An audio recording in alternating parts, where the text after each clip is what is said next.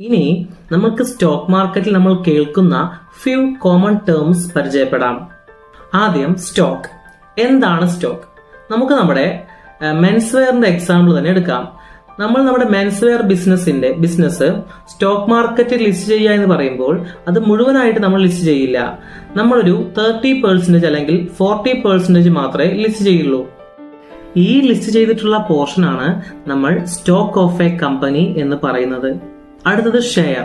ഇനി എന്താണ് ഒരു ഷെയർ എന്ന് പറഞ്ഞാൽ smallest unit of A stock, അതാണ് ഷെയർ.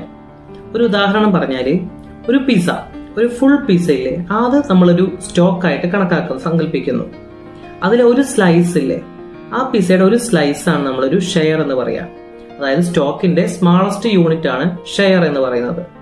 അടുത്തത് ബുൾ മാർക്കറ്റ്. എന്താണ് ബുൾ മാർക്കറ്റ്? സ്റ്റോക്സിന്റെ ഒക്കെ പ്രൈസ് നല്ല പോലെ കൂടുന്നു, ഇൻവെസ്റ്റേഴ്സ് ഒക്കെ നല്ല പോസിറ്റീവ്, നല്ല ആത്മവിശ്വാസത്തോടെ ഇരിക്കുന്ന ഒരു അവസ്ഥ. നമ്മുടെ എക്കണോമി നല്ല പോലെ പെർഫോം ചെയ്യുന്ന ഒരു സമയം കൂടിയാണ് ഈ ബുൾ മാർക്കറ്റ് എന്ന് പറയുന്നത്. Bear market. എന്താണ് ബിയർ മാർക്കറ്റ്? സ്റ്റോക്കിന്റെ പ്രൈസ് എല്ലാം നല്ല പോലെ കുറയുകയും ഇൻവെസ്റ്റേഴ്സ് എല്ലാം പെസിമിസ്റ്റിക് ആയിട്ടുള്ളൊരു അവസ്ഥയാണ്. IPO. ആദ്യമായി ഒരു കമ്പനിയുടെ ഷെയർസ് പബ്ലിക്കിന് നൽകുന്നതിനെയാണ് IPO എന്ന് പറയുന്നത്. കമ്പനി IPOയിൽ വരുമ്പോൾ നമുക്ക് മനസ്സിലാക്കാം കമ്പനി വളരുകയാണ് എന്ന്. അപ്പോൾ അതിൽ നമ്മൾ ഇൻവെസ്റ്റ് ചെയ്താൽ ആ കമ്പനിയുടെ ഗ്രോത്തിന്റെ ഭാഗമാകാം. ഡിവിഡൻഡ്. ഒരു കമ്പനി പ്രോഫിറ്റ് ഉണ്ടാക്കുമ്പോൾ അതിന്റെ ഒരു ഭാഗം ഷെയർ ഹോൾഡേഴ്സിന് കൊടുക്കുന്നതിനെയാണ് നമ്മൾ ഡിവിഡൻഡ് എന്ന് പറയുന്നത്. ഇത് എല്ലാ കമ്പനികളും കൊടുക്കണമെന്ന് നിർബന്ധമില്ല. എത്രയൊക്കെ പഠിച്ചാലും സ്റ്റോക്ക് മാർക്കറ്റ് എന്ന് കേൾക്കുമ്പോൾ ഇപ്പോഴും അതൊരു സ്കാം ആണെന്ന് പറയുന്നവരുണ്ട്. നിങ്ങൾ മനസ്സിലാക്കേണ്ട ഒരു കാര്യം, സ്റ്റോക്ക് മാർക്കറ്റ് ഒരു സ്കാം അല്ല.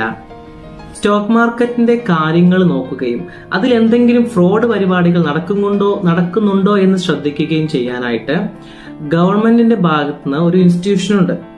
അതാണ് SEBI, securities and exchange board of India. ഇതൊരു ഗവൺമെന്റ് ഇനീഷ്യേറ്റീവ് ആണ്. സ്റ്റോക്ക് മാർക്കറ്റിൽ സ്കാമുകൾ നടക്കാണ്ടിരിക്കാൻ നോക്കേണ്ടത് സെബിയുടെ ഉത്തരവാദിത്തമാണ്. സ്റ്റോക്ക് മാർക്കറ്റിൽ ലിസ്റ്റ് ചെയ്യാൻ അപ്ലൈ ചെയ്യുന്ന ഓരോ കമ്പനിയെ കുറിച്ചും ഡീറ്റെയിൽ സ്റ്റഡി സെബിയുടെ ഭാഗത്തു നിന്നും നടത്തുന്നതാണ്. അതിനുശേഷമേ ഈ കമ്പനികൾക്ക് IPOയ്ക്ക് പോകാൻ സാധിക്കുള്ളൂ.